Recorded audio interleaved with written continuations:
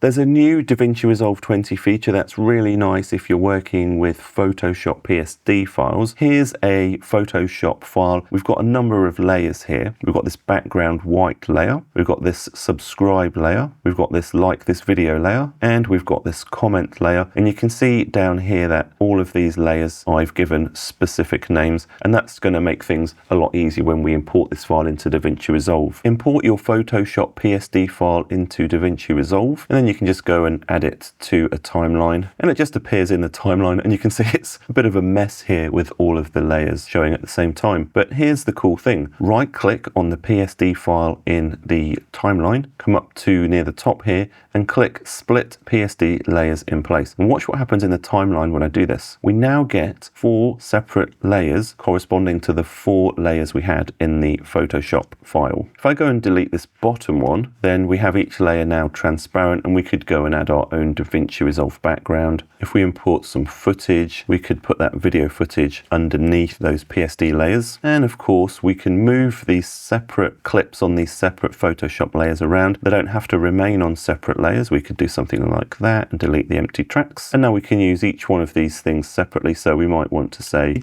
please subscribe, like commercials, YouTube videos, comment films. The newer you work with Photoshop files, for example. There are a few things to bear in mind when using this feature in DaVinci Resolve. DaVinci Resolve is going to read the different layers, and it's going to rasterize them into an image when you import them into Resolve. This means that any fonts, any text layers are going to be rasterized into just an image. Because Resolve is going to take all of the layers in the PSD Photoshop file, you're going to possibly want to create a copy of that Photoshop file just for importing into DaVinci Resolve, and you might want to manually merge some of the layers together just so you don't end up with a load of layers that you then need to try and manage in Resolve itself. And if you've applied things like gradients or shadows to your layers or your fonts or your text in Photoshop, if they get merged, they can sometimes change how they look in DaVinci Resolve. So what you might want to do in the Photoshop file before you do that, say we added a layer here and we added some text. Before you import this into DaVinci Resolve, you might want to right click on that layer in Photoshop and choose rasterize to convert that layer to essentially a picture before you import it into Resolve.